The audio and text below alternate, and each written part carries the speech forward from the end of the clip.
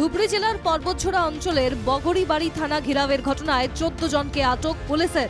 Social মিডিয়ায় একটি সম্প্রদায়কে কটাক্ষ করে এক যুবকের একটি পোস্টকে ঘিরে অশান্তি।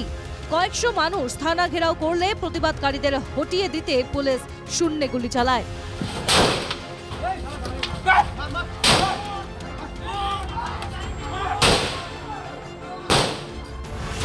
সোশ্যাল মিডিয়ায় বিশেষ সম্প্রদায়কে কটাক্ষ করে পোস্ট।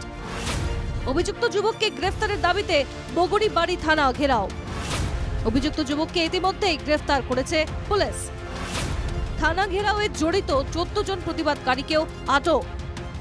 গত রবিবার একটি বিশেষ সম্প্রদায়ের বিরুদ্ধে সোশ্যাল মিডিয়ায় কটাক্ষ করা নিয়ে ঘটনার সূত্রপাত।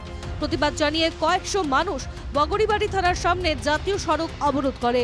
অভিযুক্ত যুবককে গ্রেফতারের দাবিতে উত্তপ্ত হয়ে ওঠে পরিস্থিতি।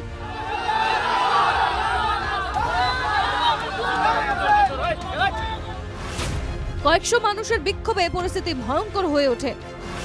পুলিশকে লক্ষ্য করে পাথর ছুঁড়তে থাকে প্রতিবাদকারীরা।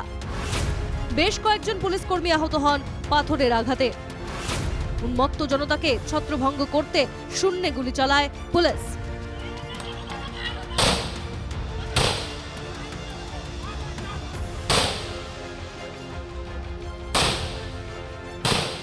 একটি মামলা দায়ের করে 8 জনকে মঙ্গলবার আদালতে পাঠায় পুলিশ।